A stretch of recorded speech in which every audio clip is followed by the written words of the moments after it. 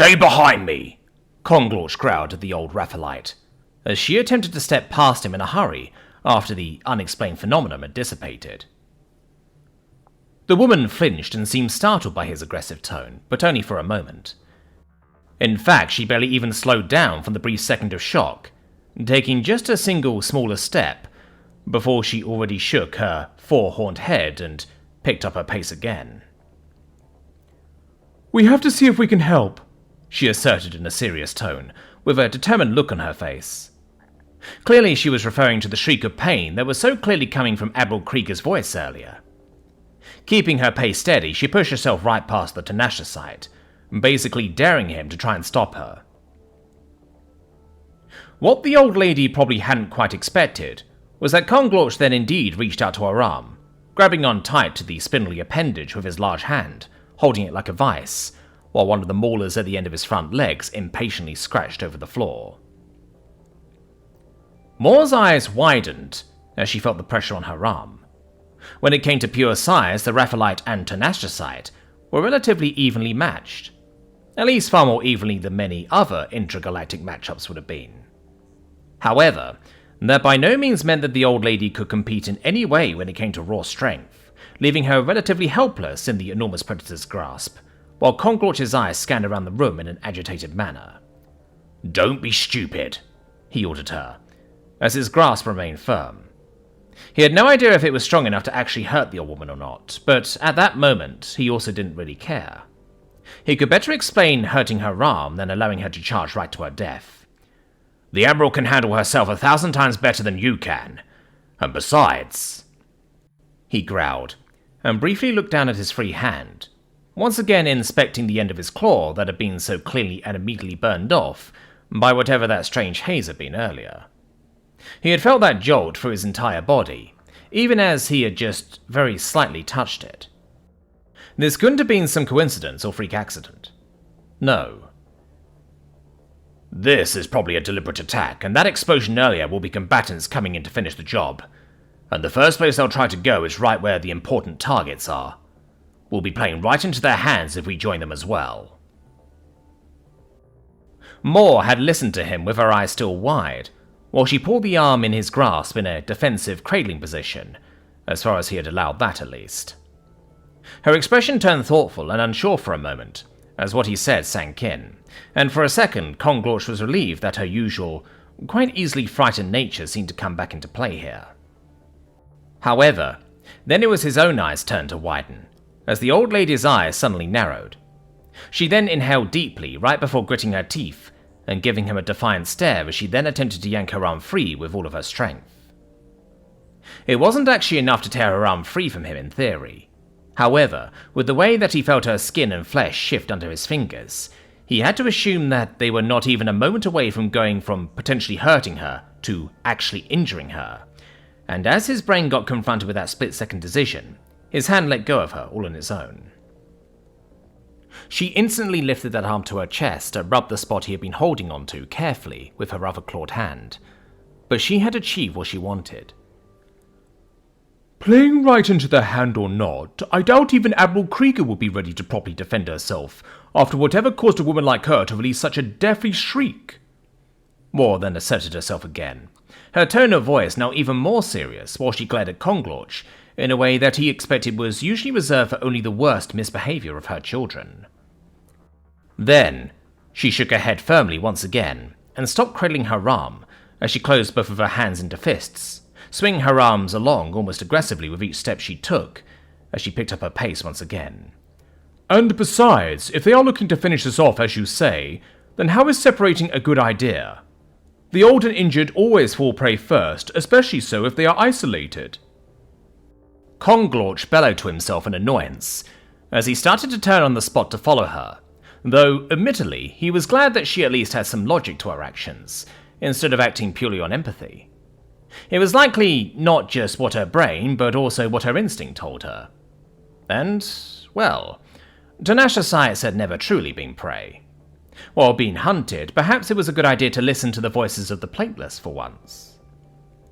Still, while her instincts were in the right place, her training really wasn't, and so he still knew that he would have to make sure that she wouldn't run into any obvious death traps during her attempts to reunite the herd. But for that, he would have to get her to at least somewhat listen to him again, which seemed to be a tall order for a second, since it seemed that no protest from his side would make her slow down again as she stormed down the hall.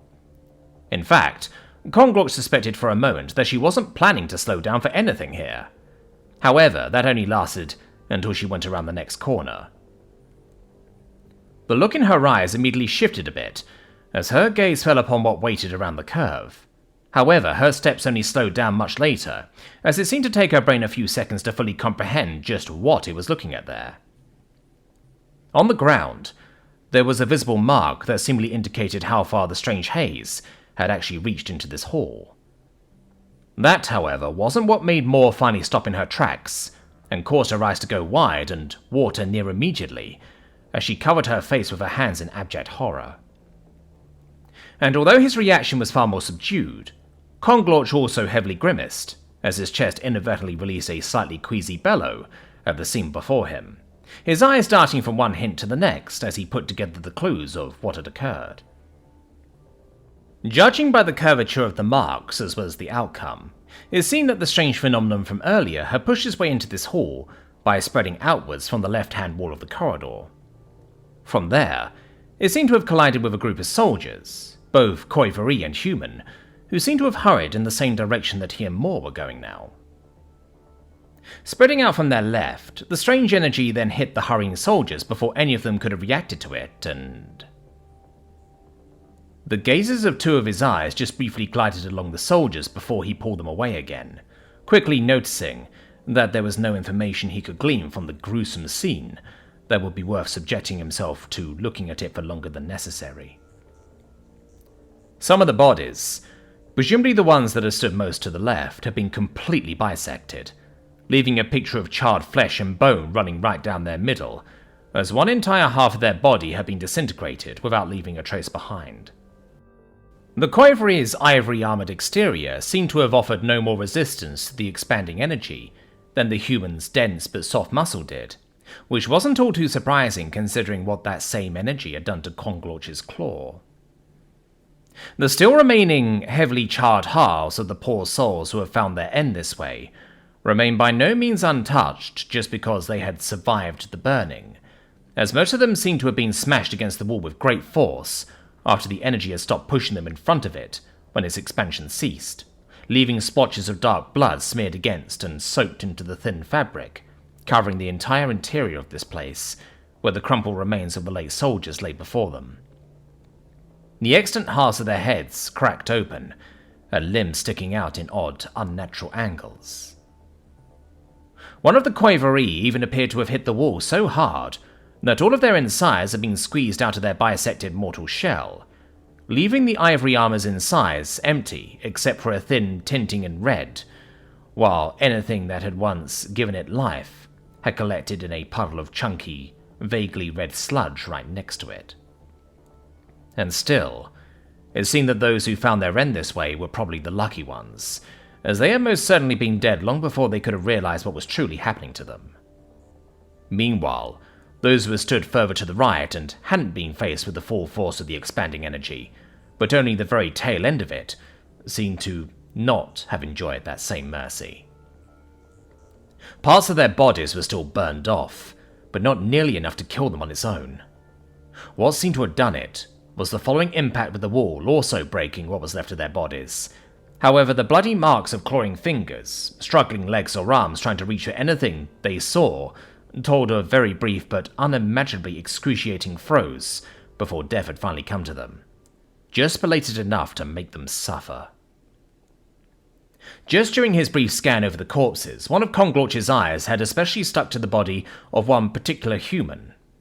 It seemed that, for whatever reason, they had been turned towards the direction of the haze when it had made contact with them, leading to their entire front burning away before they were crashed into their end. No skin or other tissue remained on the entire front side of their body, and the energy had singed into them deeply enough to leave their vital organs, from the brain in their head to the intestines down in their abdomen, uncovered, rimmed by the pale cross-sections of what once were the bones meant to protect them. The only thing that even vaguely reminded of a face on their burned-away head now was the remaining stump of their tongues sticking out of their open throat, and the few remaining teeth in the very back of their jaw, which were almost mockingly white when compared to the dark, charred flesh that was surrounding them on all sides. Usually, Konglorch would have expected that poor soul to be one of the ones who had died upon first contact with the energy, given the gruesome nature of their injuries, and yet the Tenashisi's blood had nearly frozen in his veins for 1 second, when he had noticed the smear marks on the ground that were all around the soldier's barely remaining legs, indicating that the decimated appendages had thrashed about for more than just a single moment after the body had made contact with the ground again. All that the Tenashisi could hope for was that the soldier's brain had been too stunned to truly process what had occurred, before he was finally released as he slowly began to start walking again. With one hand raised, he pressed against Moore's muzzle, gently turning her head away from the carnage. "Don't look at that," he gently imparted to her, before taking her by the hand far gentler than he had held her earlier, and slowly leading her along, away from the haunting scene. This is... Moore stammered to herself, as she allowed him to remove her gaze from the bodies, though her eyes were still tearing uncontrollably. "A declaration of war," Konglorch agreed with a nod, even if he was sure that that wasn't really what the old lady had wanted to say. "One way or another." Even if whoever orchestrated this attack didn't really have the intention to declare war on humanity, they had most certainly declared war for humanity. If nothing else had done it before now, this was the last fibre of a straw. Just before he completely pulled Moore away from this hall of death, Konglorch's steps slowed once again. Briefly, he had let go of Moore's hand and moved towards the wall that all of the bodies were leaned against. "Just a moment," he assured her, trying his best to make sure she wouldn't turn her gaze to the carnage to look after him. Once he reached the wall, he briefly went from one of the less damaged bodies to another to pick up something that laid right beside them. "Let's hope these still work," he quietly grumbled to himself, as he inspected the Khoivery soldier's weapons. The strange, thin, elongated rifles seemed to be in good enough shape, just judging by their outward appearances. Sure, they had been hit against the wall quite hard as well, but most modern weapons were made to withstand a good bit of punishment before they would cease their function. He didn't dare fire a shot to test their functionality, as he didn't want to pull the entire building's attention onto himself. And so it was only left to hope that they had withstood the impact and would still fire at whatever he pointed them at. These weren't standardized weapons, and so their design was made for Khoivery, leaving their form awkward to handle for Konglorch's broad hands, but it was certainly better than nothing. At least he could use them at all, unlike the humans' toy-sized guns. "Here," he said, pressing one of the rifles into Moore's hand, leaving her to flinch as she hadn't seen him approach since she was still looking away. It was likely she had never held a weapon before, but luckily pointing a barrel and pulling a trigger wasn't rocket science. Even if she wouldn't hit a target, she would at least force them to watch out for the gun. "Be careful with it. I took the safety off." But I... Moore began to stammer, seemingly intending to protest for a second. However, her words then stopped and she swallowed heavily, her claws wrapping around the weapon firmly, as she lifted it slightly to get a better feeling for its weight. Yes, of course," she then said, her voice steadying, while her head turned to allow one of her large brown eyes to look down at the rifle, while she moved to grasp it with both hands, fiddling for a moment to find how she would best hold the awkward shape. Since neither her nor his hand were free any longer while they both carried the rifles, Konglorch began to instead lead the old woman along with his tail pressed gently against her back, while he took the lead again. In his head, he tried to recall the layout of this entire place to the best of his ability. Judging by the direction he had heard the earlier explosion of the supposed breaching charge coming from before, where would the intruders be coming from? That was, of course, assuming they would walk the direct path to where he thought they were heading in the first place. However, unlike him, Moore was dead set on the direction she was heading in. Even as he could clearly see that she hadn't fully recovered from the earlier scene, something deep inside the woman, be it a sense of duty or pure survival instinct, had taken over, and given her one single mission: find the Admiral. And they weren't far now.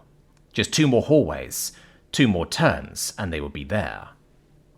Well, they would be where they both suspected the Admiral still was, at least. The earlier scream had come vaguely from the direction of the room where she had spent the last day running the inspection of this compromised location from the inside, but it was impossible to tell if it really had come from that room. However, it wasn't like they had any better bets right now. As they turned into the hallway, just before the one that would lead them right to their destination, Konglor stopped once again, his elbow reaching out to make Moore do the same, as she would have otherwise barreled right past him. There were footsteps. Heavy footsteps from many small feet, but not small enough to be human. The heavy clacking also didn't fit with the primate's boots, leaving only one supposition: Qoivery. The problem was that there was no way to know if they were friend or foe. Were they the intruders that breached the building earlier? Or were they reinforcements that had been called in by the local forces to help with the unfolding situation? Both were very much possible, but they couldn't trifle with that chance. His gaze shooting to the side of the hall, Konglor attempted to move quietly but quickly as he hurried to the door of the closest room, once again using his tail to wordlessly urge Moore along with him as he headed towards it. If they could hide for only a moment, maybe they would get a better picture of the situation. Once he was right in front of the door, he reached for the control switch that was slightly hidden by the covering fabric, but easy enough to find when one knew where to search, and... It won't open, he realized after just 1 microsecond too much had passed between him pressing in the button and the door beginning to open. In a brief flash, he found himself returned to the hotel room in the night of the fire, remembering this very same moment from back then. As he heard the sound of the footsteps inexorably approaching, it was like he felt the intruding heat from the fire lick at his plates once more, while the scratchy taste of smoke filled his lungs for a single breath. With a glance back at Moore, the vision of the overheating woman gasping for air while laid flatly behind him fresh in his mind, Konglor shook the vision off and grit his teeth as he raised the rifle in the direction of the approaching group. He didn't know how his chances were if worse came to worst, but there was little else he could do but try. Just like he assumed Moore had followed her instincts earlier, he now followed his own as he moved towards the corner that separated him from the approaching group carefully, signaling for Moore to stay behind him and take aim. An amateur pointing a weapon in his general direction wasn't exactly a comforting thought, but it was better than having her do nothing. Tenaciouscience weren't exactly the sneakiest beings in the galaxy, but he did his best to not make any unnecessary noise as he slowly encroached on the closest position he could probably take to his possible foes without entering their direct line of sight. Usually, having a ranged weapon would mean that it was wise to remain at a distance to use said range to your advantage. However, if your opponents had the same range as you did, it was up to you to find your advantage another way. And Tenaciouscience's instincts knew only one advantage. Still brandishing the weapon, he made it to the corner, and judging by the sounds, it was just a moment before the approaching group would also reach it. Inhaling deeply, he tried to sincerely hope that these were just reinforcements once more, but he didn't quite manage to. He didn't trust this at all, and yet he would have to make a split-second call. When the hurrying group of Qoivery finally crossed into his field of vision, time seemed to slow to a snail's pace for a moment. Konglor's eyes shot up, each focusing on the face of a different Qoivery in the group. The arrivals of unknown allegiance all showed a very similar picture, as they seemingly rubbed or painted their entire body in some sort of dark pigment, covering their white outer shell in a layer of black that made their plates spark-like texture hard to make out. Looking out of a dark face, rather than a white one, their sky-blue eyes appeared even more striking as they noticed him in their periphery. The pale dots that made up the eye's actual seeing parts widened, as they realized that he was an actual person and not just a trick of the light, and immediately they twitched to raise their weapons in his direction. Damn it! Aggression? Deadly intent?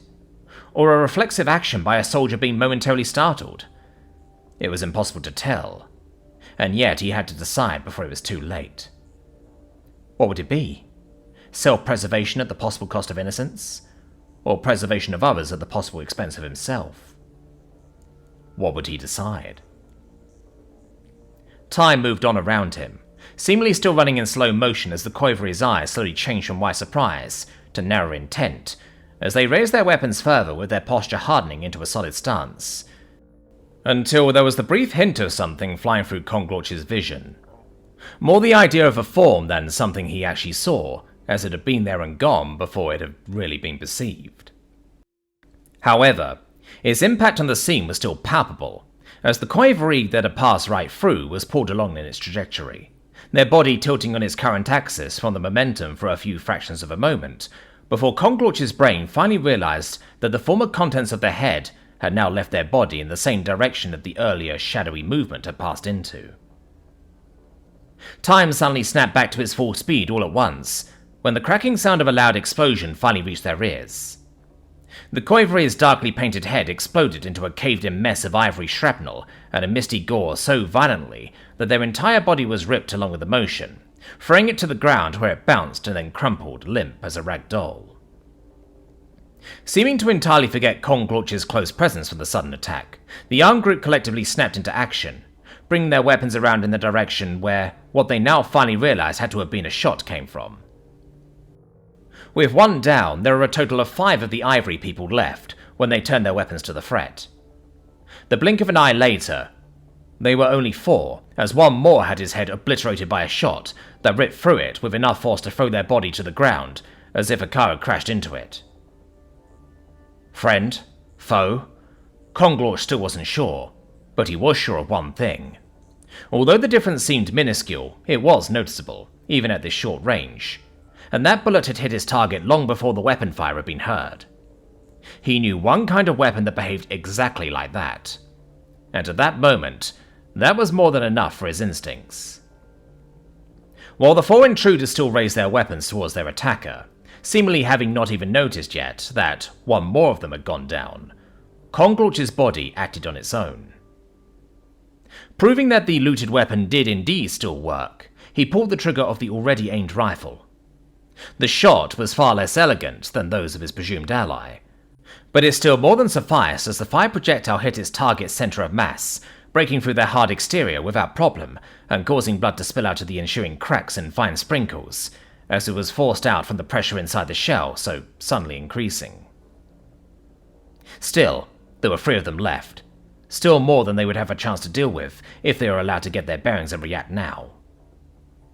Instinct fully taking over, Conglorch's body disregarded the option of shifting the aim of his weapon, as his entire mass tore forwards in an explosive movement, all 4 of his eyes focused on one thing: the throat of the closest Quavery.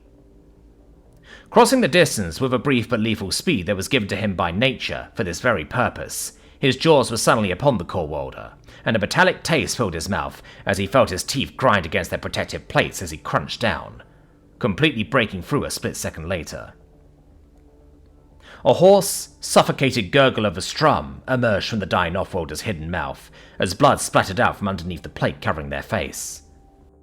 Then, Conglorch felt the gentle touch of the ends of their thin, delicate arms, as they seemingly reached up to their throat in confusion as to what had happened to them, inspecting his face with gentle rubs like a strange curiosity, instead of the brutal weapon that had ended their life. One after another, the fragile tips then slipped off him again, falling to dangle at their sides as their entire body went limp. At the feeling of the arms weakly gliding off his face, Conglorch's mind went blank for a moment. No thought went through his brain, and the only thing that still registered to him was the metallic taste in his mouth, suddenly making him violently sick and forcing him to immediately spit out the limp body before needing to focus everything he had to not throw up right then and there. His vision went blurry as all of his eyes lost their focus. He didn't know how long it lasted for, but it couldn't have been more than a second or 2. However, 1 second was a lot, and 2 were basically an eternity in combat. When at least one of his eyes snapped into focus again, he saw that the 2 remaining Quavery now formed a very different picture than they did before his episode. One of them had now fully aimed their weapon in the direction of their yet unseen, at least by him, attacker. He looked at them just in time to see them pull the trigger, and the sound of the shot was immediately followed by an outcry of pain. Once again he knew that voice. It was Admiral Krieger, no doubt about it. However, the scream was very different from the one he had heard before. This wasn't anything like that primal shriek of absolute agony, as he had muffly heard her let out before. No, this one was angry, pain drenched with absolute fury. Something clattered to the ground as she screamed out. Her weapon, possibly. However, Konglorsh didn't really have time to think about any of that, because his attention was far more needed on the thing he saw right in front of him. The second blackened intruder had turned towards him, and although the scream of anger had come from the injured human Admiral, the sound instantly connected to the person facing him in Konglorsh's head. Their blue eyes were narrowed at him and focused dead on his face. No, on his maw with absolute fury. Fury at what he had done. Fury at the beast that stood in front of him. A beast that needed to be ended, right then and there. Their weapon's barrel just came to a standstill from being torn around towards him, now aiming right at his chest. Too far to close the gap, was what his instincts told him at that moment. Too slow to lift the gun. This is probably it.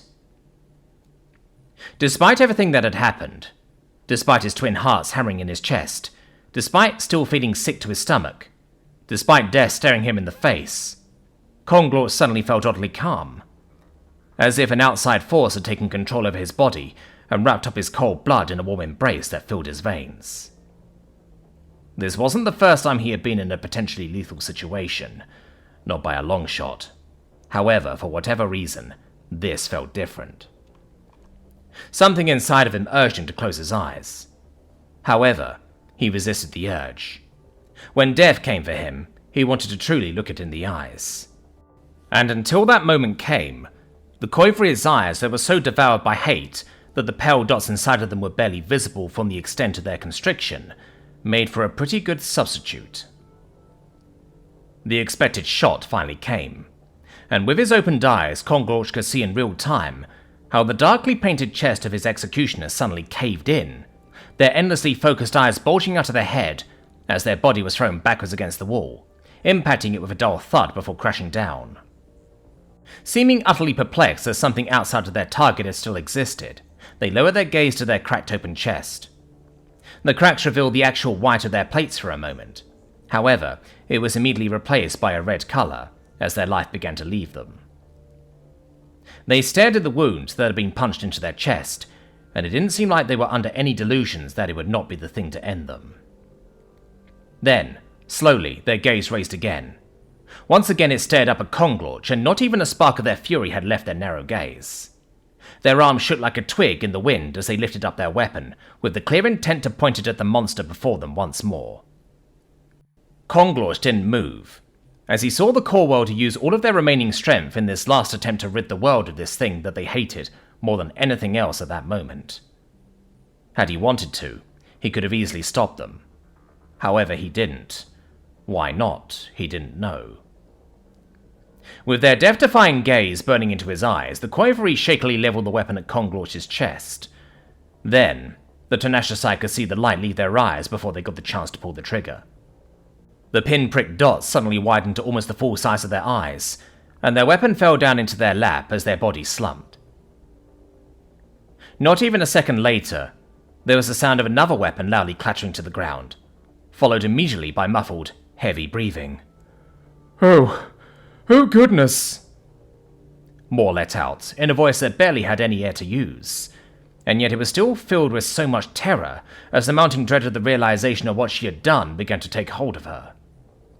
However, Konglorsh was still in the hold of that strange calmness that had overtaken him earlier, and so he barely reacted to the old woman's distress.